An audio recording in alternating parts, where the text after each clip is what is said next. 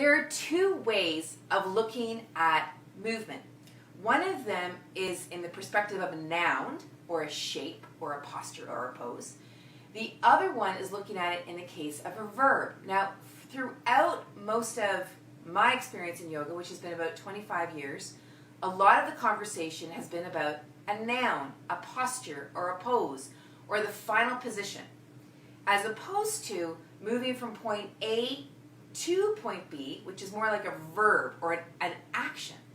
And what I've seen over time is that when we focus in on the noun, or the way the movement looks, then what ends up happening is we miss all the compensation and we miss all the issues that may have led to pain and strain that people experience in the final position.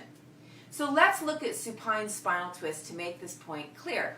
So a lot of people, when they do supine spinal twist, is they are here and then they shift their pelvis off to one side and then they take themselves into the position, with the idea that now they're in alignment. This is the noun. This is the final pose. However, what's happened while they've done that shift in order to make the alignment proper is they've actually deviated the alignment between the rib cage and the pelvis, which could actually hamper the way the spine works, the way the obliques fire, how the SI feels, how the lumbar area feels, how the QL feels, right? And can create actually a ton of havoc and make your core stability even less.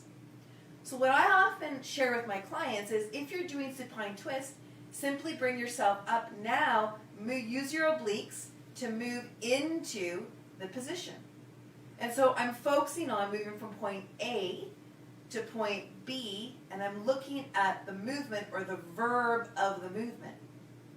That's how I know that someone is doing something correctly, and if they're doing something and there's like an oscillation of movement or a gripping or a bracing or some kind of deviation, then I can adjust it while they're in the movement.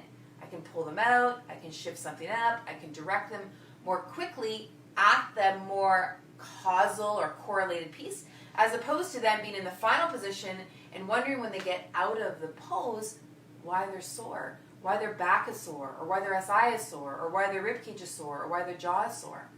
So it's a thought and a consideration about how you're looking at movement. Are you looking at movement from the perspective of how the verb, the movement, the actual action of getting into the position, or are you simply just looking at the position itself? Because the position itself doesn't really provide us a whole ton of information as compared to the movement. So, things to think about, supine twist as an interesting example. Have fun exploring.